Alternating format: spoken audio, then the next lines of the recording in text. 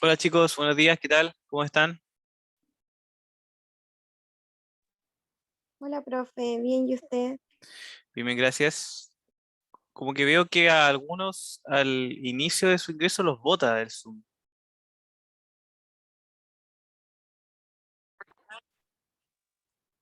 En mi caso fue porque pasé a apretar mal en la pantalla del teléfono. No fue por eso. Ok, perfecto, pensé que había algún problema técnico ahí. Ya chicos, bueno, nosotros ya nos va quedando menos semestres. La idea es que de aquí al 24 de diciembre tengamos todas las evaluaciones ya listas. Tenemos la evaluación número 2, el práctico número 1, evaluación número 1. Yo la otra semana les voy a dar las notas de la segunda prueba y nos quedaría la prueba 3 y un práctico 2. Ya. Tiempo atrás acordamos que el práctico 2 va a ser, entre comillas, más liviano para que no tengan tanta carga. En este caso, lo que les puedo adelantar es que lo voy a orientar a la parte biocombustible. Ya. Más que nada, un pequeño trabajo en donde ustedes van a investigar ciertos puntos sobre biocombustible y eso ojalá hacerlo de forma grupal. Ya me gustaría que, por ejemplo, mantengan los grupos que ya tienen. Ahora, sé que hay un grupo, que es el grupo número, me parece que número 7 y 6. Voy a revisar el tiro.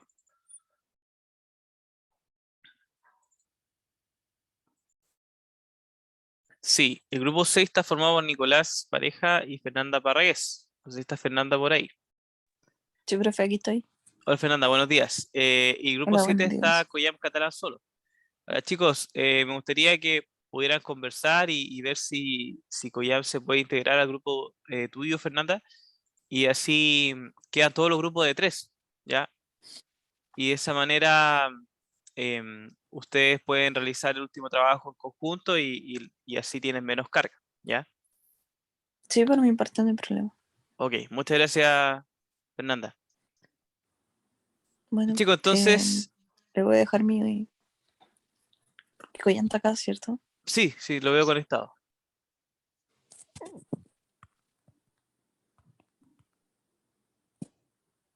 Perfecto.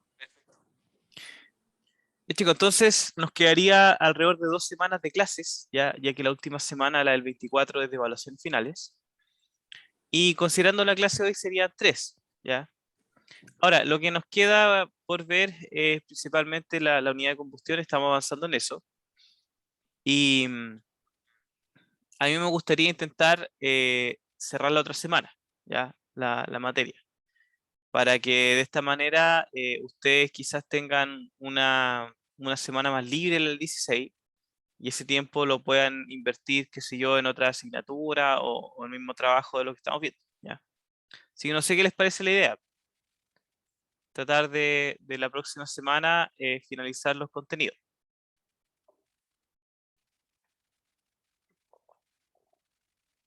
Sí, profe, para mí sería súper bueno. Ok. Ya chicos, entonces vamos a avanzar en eso. Bueno, la presentación que corresponde a esta unidad tiene bastantes videos, ¿ya? Ahora, esos videos, chicos, yo no los voy a evaluar, ¿ya? Son videos más que nada de apoyo, videos que intentan enriquecer más el contenido. Por lo tanto, lo que vamos a hacer hoy, vamos a avanzar sin ver los videos para así poder ya la próxima semana terminar lo que nos queda, ¿ya? Pero igual les voy a subir la presentación, se las voy a compartir para que ustedes vayan viendo esos videos, ya más que nada para que ahí puedan ver que no solamente es lo que se conversa en clase, sino que hay otros temas que se abordan que si bien no van a ser evaluados, son importantes y les van a dejar un, un aprendizaje extra en su camino por la asignatura, ¿ya? Entonces quedamos aquí.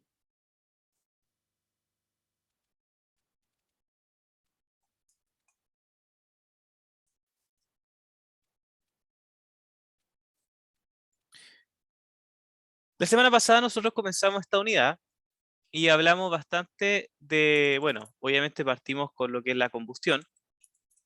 Sabemos que es una reacción química de oxidación donde participa un combustible y un comburente. En esta se va a liberar no solamente energía en forma de calor, sino que también en forma de luz, e incluso también en forma de sonido. ¿Ya? Pero la verdad es que el sonido de la combustión no es algo para las aplicaciones que estamos viendo tan relevantes.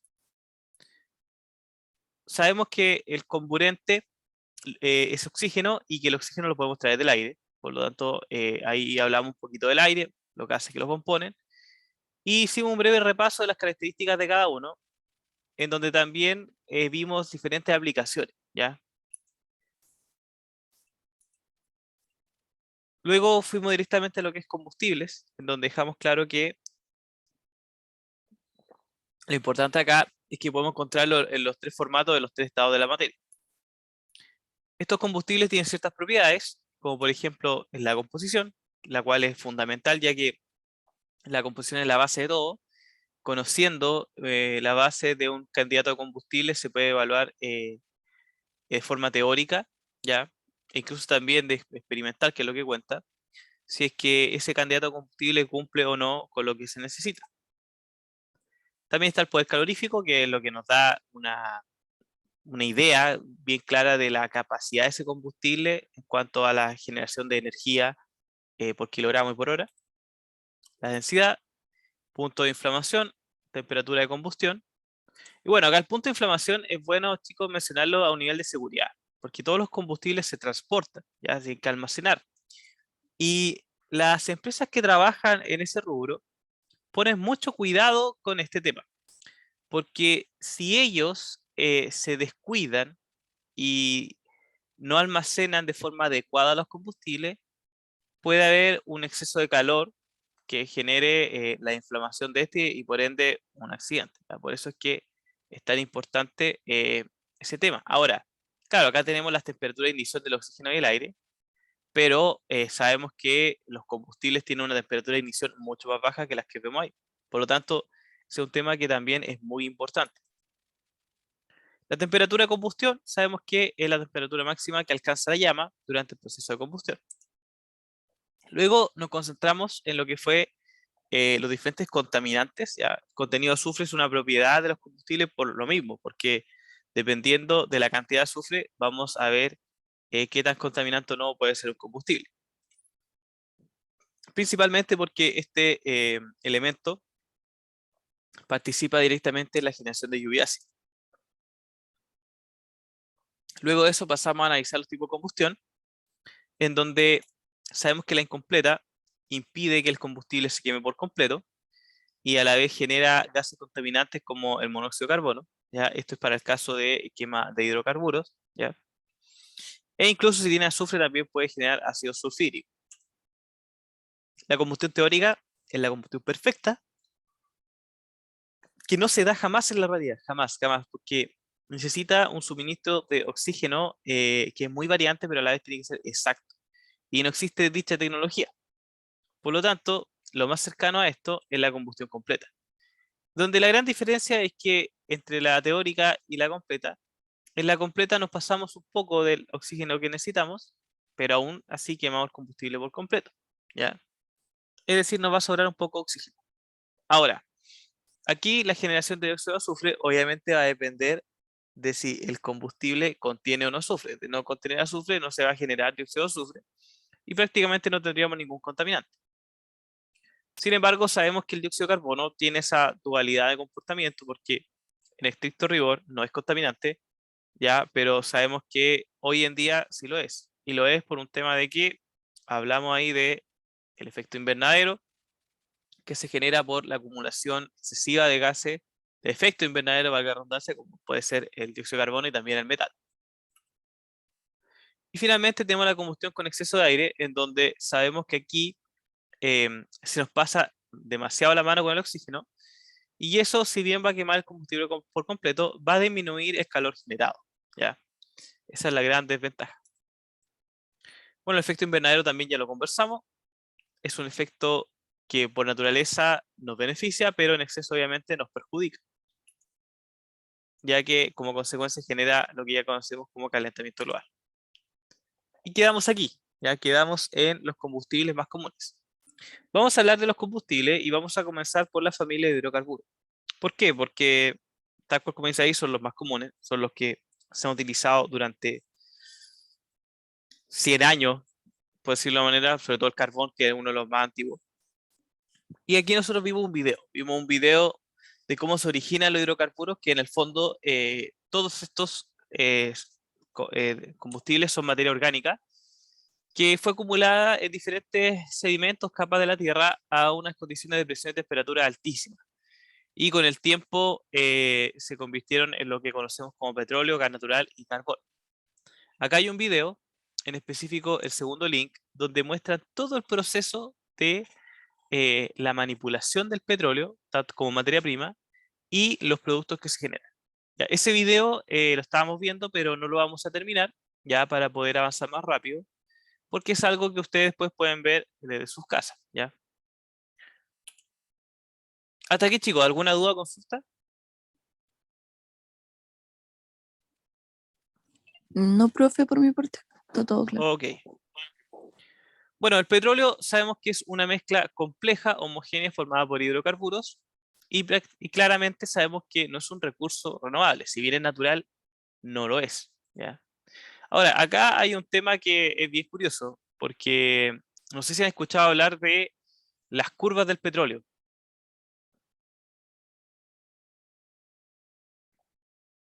¿Han escuchado hablar por ahí? No hará referencia como a... No, no sé. No, pero ¿qué se le ocurre? A ver, es una gráfica del petróleo. ¿Y qué cree que puede representar esa gráfica?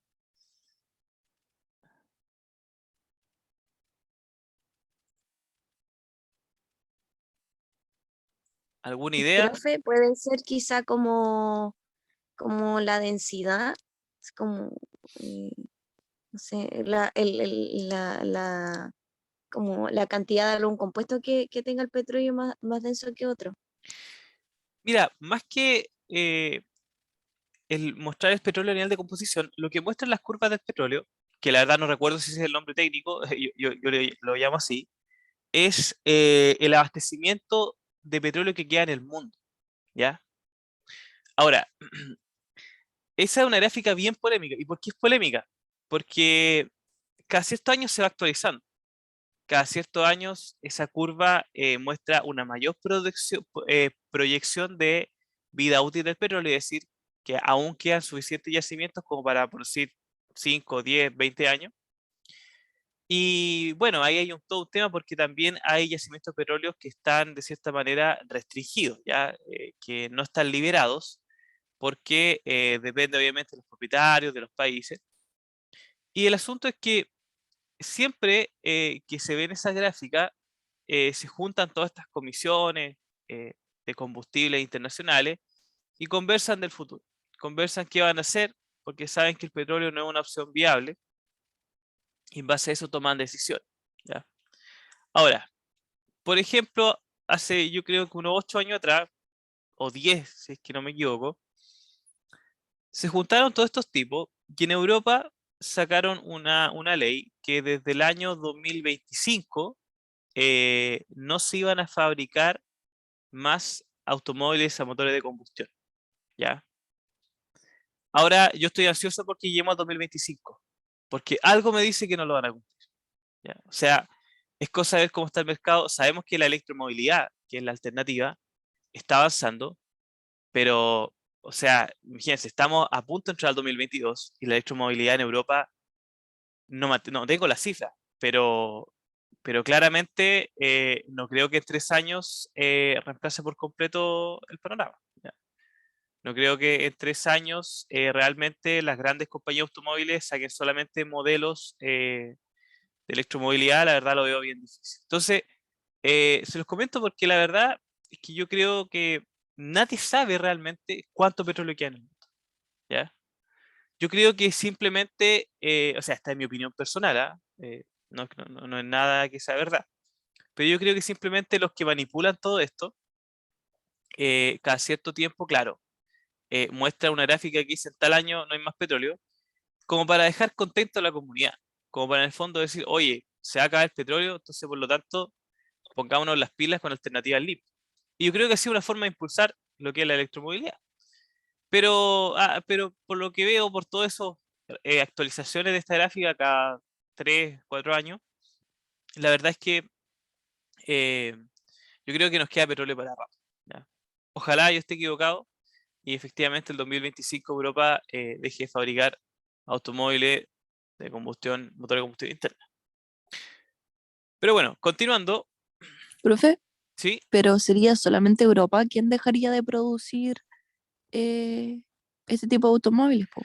Claro, claro, eso es lo que yo recuerdo. Igual voy a buscar esa información para tenerla más en detalle, porque la leí hace Ya, muchos años. porque a lo que voy es que si es que es así solamente en Europa, perfectamente las grandes empresas se podrían movilizar a otro tipo de continente donde esa ley no esté rigiendo y sí se podría producir automóviles que sean por Claro, combustión claro, toda de la petróleo. razón. De hecho, ahí tenemos el mercado asiático.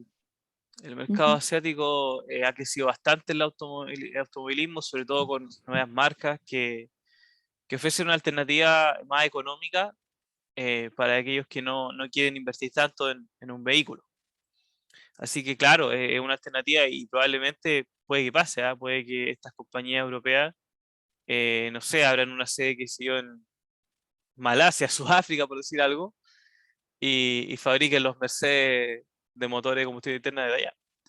Pero bueno, ahí tenemos que estar atentos a ver cómo pasa ese proceso y ver si realmente la electromovilidad va a dominar el mercado en los próximos años o no.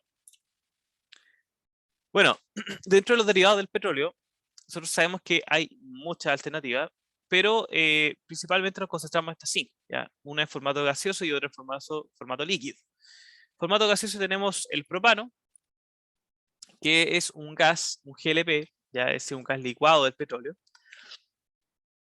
que en general lo podemos encontrar en tres formatos. Se vende bastante a granel, envasado o también canalizado. Dentro de sus propiedades aquí podemos encontrar algunas. De sus ventajas, acá vamos a ver una tabla que es bastante buena porque muestra lo bueno y lo malo de cada uno de los formatos de este combustible. ¿Ya? Esto es algo que la verdad nosotros en la vida diaria, por ejemplo, todo lo que es las pomponas, estamos acostumbrados. Un montón de hogares dependen de este combustible. ¿Ya? También está el butano, que es otro GLP, que es similar al propano, pero tiene diferencias de densidad de policalorífico. El butano parece que es más denso que el propano, si no me equivoco, sí, efectivamente, es más denso. Tiene un alto rendimiento, pero obviamente una capacidad limitada, es un gas muy inflamable. Y en general el butano solamente lo encontramos en este formato. ¿Ya? Esa es la gran diferencia con el, el propano.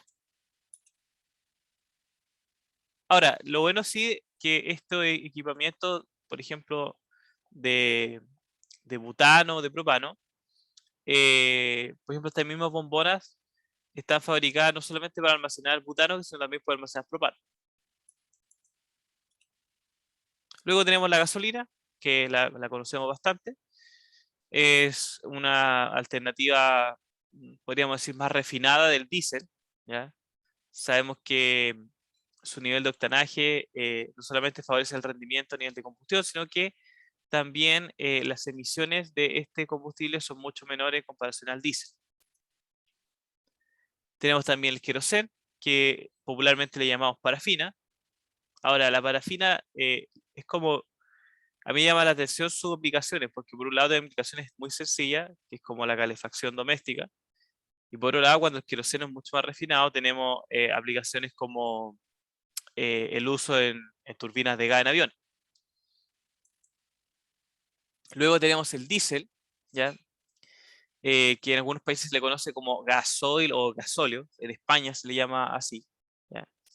Y el diésel tiene la ventaja que es bastante económico, ¿ya? Por eso mucha gente trata de conseguir automóviles que utilicen diésel. Sin embargo, sabemos que contamina bastante más que la gasolina. Esos son todos los derivados del petróleo más comunes. Ahora vamos a ver lo que es el gas natural. El gas natural, si bien es un hidrocarburo de origen fósil, al igual que el petróleo y el carbón, se diferencia porque contiene mucho más metano que otros componentes como etano, propano, pentano y butano, ¿ya? Por lo tanto, también su combustión emite un 30% menos de dióxido de carbono y un 45% menos que el carbón. Ahora, el gas natural tiene una característica que lo posiciona como una alternativa de transición. ¿Y a qué me refiero con esto? De que muchos expertos proponen que a futuro dejemos de usar diésel y derivados del petróleo y aprovechemos las reservas de gas natural. Que solamente utilicemos gas natural mientras se mejora la tecnología y se disminuyen los costos de producción de las alternativas más limpias. ¿Ya? Lo cual, la verdad, sí tiene sentido, pero es bien complejo igual de analizar el tema porque uno dice, tengo menos emisión de dióxido de carbono, es decir, ya voy a tener un menor aporte del efecto invernadero, pero ojo, tengo mucho metano y el metano también es un gas de efecto invernadero. Hoy en día sabemos que hablar del metano en contaminación ambiental arma mucha polémica. ¿Por qué? Porque ahí entra el tema de la carne, por ejemplo. Ya sabemos que Uruguay hace poco está con problemas respecto a eso. Ellos son uno de los grandes productores de carne en el mundo, uno de los mejores. Y las organizaciones verdes le están criticando, lo están atacando ahí, dicen que tiene que disminuir su producción de carne, porque hay estudios que efectivamente demuestran que mientras más carne consuma la humanidad, el ser humano, todo el proceso digestivo por el que pasa genera metano, ¿ya? Entonces, ahí hay una polémica que es bien interesante y que bueno, hay varias posturas, ¿ah? No todos los científicos siempre van a estar del lado de quien defiende el medio ambiente, ¿ah? De hecho, hay incluso a veces algunos que se atreven a mencionar y tienen su respaldo, no lo tengo a mano ese respaldo ahora, pero sí lo tienen, de que el dióxido de carbono no es responsable del efecto invernadero y que el calentamiento global, que simplemente el calentamiento global es algo cíclico por lo que pasa en el planeta Tierra y que es inevitable. Es un tema bien interesante que ahí uno puede encontrar harto material. Finalmente tenemos el carbón. El carbón de los tres hidrocarburos más conocidos, yo diría que es el más contaminante. Es un combustible sólido y tiene un poder calorífico inferior al gas natural y al diésel, pero obviamente es mucho más denso. Hay diferentes tipos de carbón, sin embargo, hoy en día la verdad es que el carbón cada vez se utiliza menos, ¿ya? Porque uno de los principales responsables según la comunidad científica, de todo lo que tenemos hoy en día, el carbón, ya que emite una cantidad de dióxido de carbono brutal. Y además de aquí podemos ver otros derivados de contaminantes, ¿ya? Por ejemplo, el mismo material particulado, ese que se genera, también está en esta categoría, ¿ya? Y eso es todo respecto a los combustibles más convencionales, chicos y chicas. No sé si tienen alguna duda, consulta o comentario.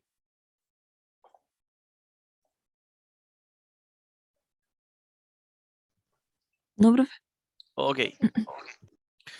Bueno, si bien los combustibles hidrocarburos tienen propiedad energética bastante favorable, sabemos que son un problema en la actualidad. Son un problema por toda la contaminación y ante esto nacen alternativas que permiten a futuro reemplazar lo que ya utilizamos. Y una de las más populares y más comunes es la biomasa. La biomasa es simplemente todo tipo de materia orgánica, sea de origen animal o vegetal, que se puede utilizar como combustibles. Durante muchos años fue la fuente energética más importante para la humanidad, ya que el formato más popular de la biomasa puede ser, por ejemplo, la leña. Sabemos que antes de la revolución industrial el hombre utilizaba mucho la leña, hasta el día de hoy la sigue utilizando, pero en esa época, al descubrir los yacimientos de carbón y las ventajas energéticas del carbón, encontró la forma de aplicar potencia a su proceso productivo, es decir, ya necesitaba alguien, un trabajador, un ser humano, que aplicara su propia fuerza para un proceso productivo, sino que encontró una alternativa de cierta manera más autónoma, ya, más autónoma y mucho más potente. Y eso generó lo que es la revolución industrial, ¿ya? Es decir, desde ahí el hombre fue capaz de producir y generar productos que jamás en su vida hubiera pensado que hubiera podido generar, ¿ya? Sobre todo porque necesitaba altas potencias de trabajo. Sin embargo, sabemos cuál fue la consecuencia de eso. Ahora, la biomasa no solamente está presente en formato de leña, sino que también en otros formatos, como podemos ver el pellet. Por lo tanto, para poder,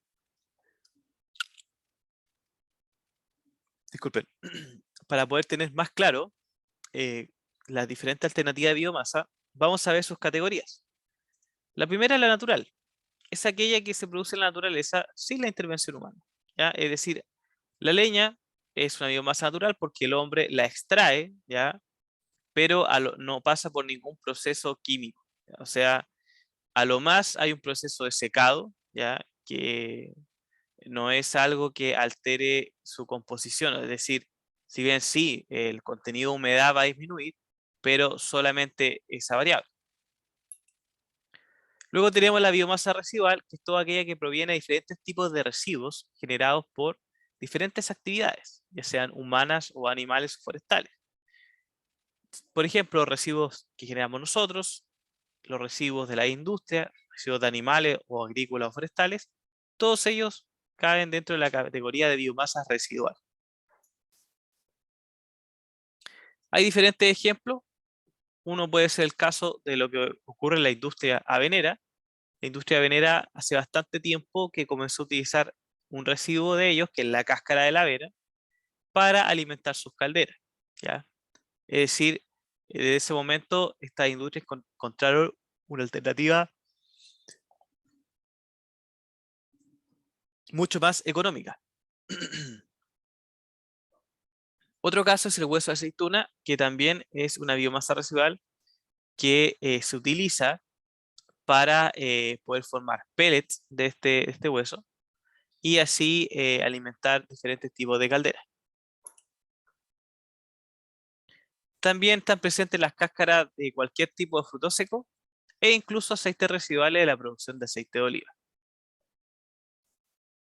La última categoría es la categoría de cultivos energéticos, ¿ya? Estos simplemente son, como dice la palabra, diferentes tipos de cultivos que se siembran y una vez se cosechan, se extrae algún componente de esta planta para poder transformarlo en un biocombustible. Nosotros en la región tenemos un caso que hace años atrás se aplicó, que fue la generación de biodiesel a través de aceite del raps, ya este tipo de cultivo que ustedes pueden ver en la imagen, que en la novena región es bastante abundante. Ya uno va por las carreteras y hay temporadas donde está todo lleno de raps y mucha gente ahí aprovecha a sacarse una fotito bien bonita. Y bueno, ese mismo cultivo tiene un aceite que permite generar biocombustible.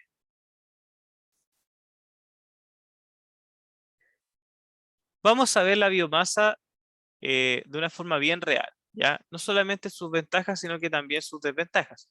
Obviamente vamos a comenzar por lo bueno. Dentro de sus ventajas ambientales podemos destacar que disminuye las emisiones de CO2 con respecto a los combustibles fósiles, ¿ya? Y esto lo sabemos que es porque las mismas plantas, esta misma biomasa, antes de ser utilizada como combustible, tiene la capacidad de absorber CO2. Entonces eso permite tener de cierta manera un ciclo cerrado. Lo que yo emito quemando una biomasa, lo absorbe otra biomasa, ¿ya? Y así. A la vez también no emite contaminantes tipo sulfurado nitrogenados, causante de la lluvia ácida, disminuye los residuos. Volvemos al caso de las plantas aveneras, ellos están utilizando lo que antes era basura, prácticamente, y ahora es combustible, es decir, promueve el reciclaje. Y debido a que no tenemos presencia de componentes sulfurados, no vamos a tener erosión, ya decir, porque no vamos a tener este efecto de la lluvia ácida, por lo tanto tampoco se van a degradar los suelos. Esto también trae consigo ventajas socioeconómicas, ya en primer lugar diversificación energética. Tener más alternativas de energía permite a un país poder, de cierta manera, avanzar esta materia, ya que a mayor alternativas, hay una, de cierta manera, mayor, más que dependencia, es una forma de también tener una producción energética más balanceada, ¿ya? Porque no es bueno siempre depender de un solo tipo, ¿ya? Por ejemplo, las hidroeléctricas es una forma limpia de generar energía, pero sabemos que tiene una consecuencia, que es el desplazamiento de la fauna, ¿ya? Por lo tanto, la idea es que un país no solamente dependa de hidroeléctricas, sino que también tenga otra alternativa para disminuir esos efectos. Además de eso, disminuye la dependencia externa de abastecimiento de combustible. ¿Por qué? Porque muchos países compran combustible. Compran a quienes tienen yacimiento de gas natural, a quienes tienen yacimientos de petróleo, ¿ya? Entonces, la biomasa puede ser una alternativa para que un país se independice, ya que la biomasa prácticamente se da en todos los países, ¿ya? Quizá en algunos países más desérticos del África es más complicado, pero en general se da casi todos los tipos de clima. Esto también presenta nuevas oportunidades para el sector agrícola, ¿ya? Debido a que el tener una planta de producción de biomasa en el sector agrícola eh, conlleva un aumento económico debido a que genera empleos.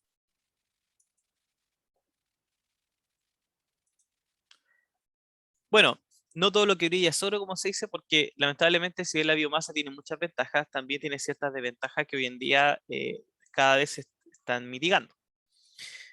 En primer lugar, la biomasa posee rendimientos energéticos menores a los combustibles convencionales, ¿ya? Por ese lado, siempre por ese lado, disculpen, lo atacan, ¿ya? Ahora, otra desventaja que también es un punto débil para la biomasa es el costo de producción. El costo de producción es mayor, ¿ya? Porque hay ciertos componentes del proceso que son más costosos, ya en comparación a lo que es la producción de combustibles fósiles. Además de eso, posee una baja densidad energética, lo que se traduce en que para poder reemplazar un combustible fósil con una biomasa, necesitamos más de esa biomasa de lo que utilizamos de combustible fósil, lo que influye en el transporte y en el almacenamiento. Y por último, necesita de acondicionamiento o transformación para su uso. ¿Ya? Es decir, hay equipos que están diseñados para utilizar combustibles fósiles y que necesitan pasar por un cierto cambio para utilizar biomasa, ¿ya? Pero la verdad es que esa desventaja hoy en día acá es una de las que ya es menos abundante, porque casi, por ejemplo, a nivel de caldera, muchos equipos ya están fabricados para operar con pellet. Prácticamente en el mercado ya no se venden calderas de carbón. Hasta aquí, chicos, ¿alguna duda, consulta o comentario?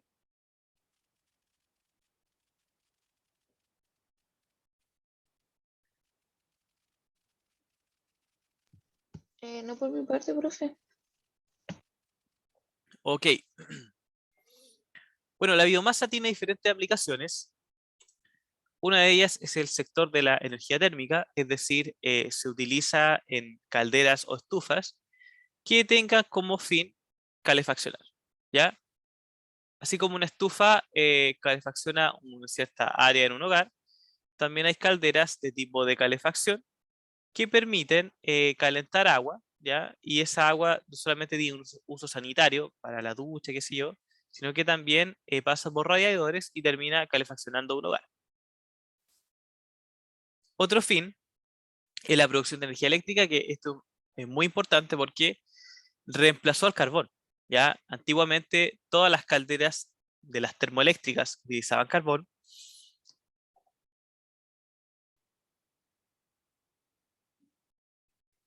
Y hoy en día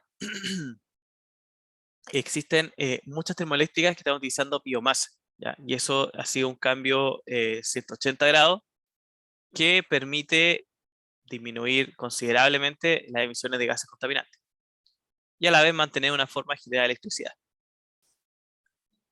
También tenemos la producción de biocombustibles, como era lo que conversamos, caso del biodiesel.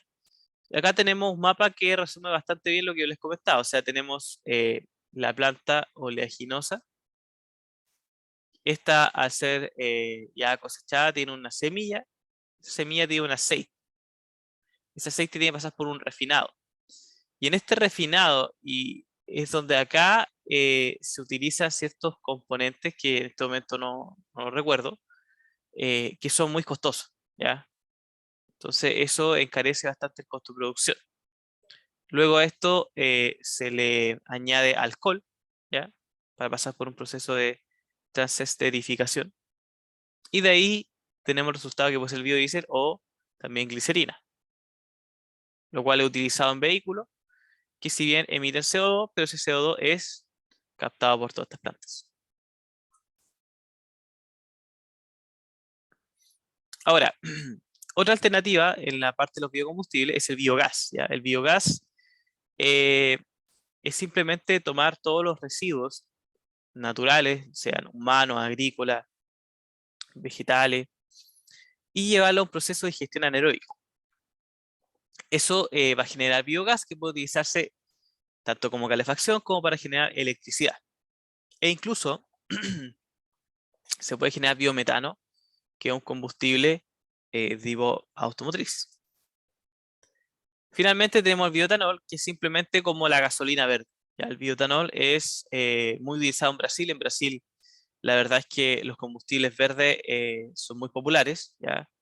Ahora, ese tema igual es medio sensible porque Brasil utiliza la Amazona para generar mucha biomasa, mucho combustible verde, y para algunos Brasil está secando la Amazona, por decirlo de una manera, o sea, lo está estrujando a fondo, eh, para otros no, entonces es un tema que también abre bastante debate, ¿ya? Si bien la energía que generan es limpia, es verde, quizás la forma en la que la están llevando no es la correcta, ¿ya? Bueno, con estas alternativas limpias ya analizadas y revisadas, vamos a ver qué es lo que pasa en Chile, ¿ya? ¿Cuál era el panorama que teníamos, por ejemplo, el 2014? En Chile, en 2014 teníamos casi un 70% de uso de combustibles fósiles, o sea, horrible.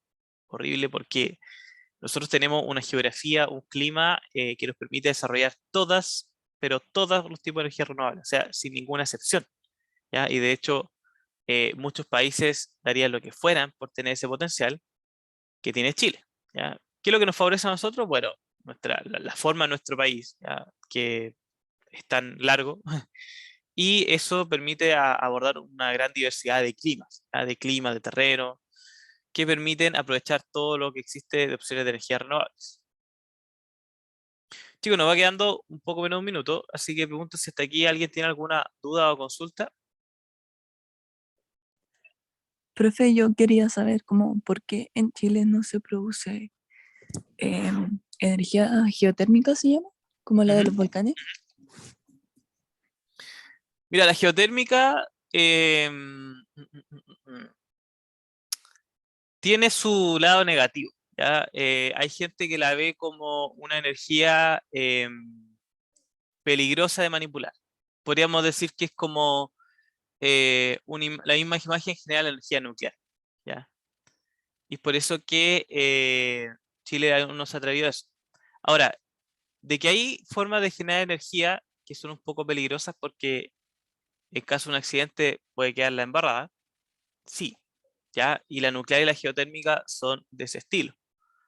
Hay países que se atreven, hay países que dicen, no, la verdad es que con un buen control no hay problema, como por ejemplo Francia y China, que tienen bastante energía nuclear.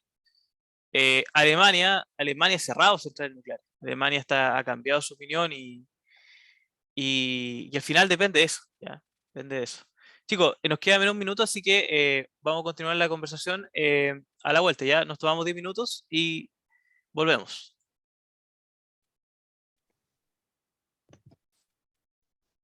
Bueno, profe. Vemos a las 9:54.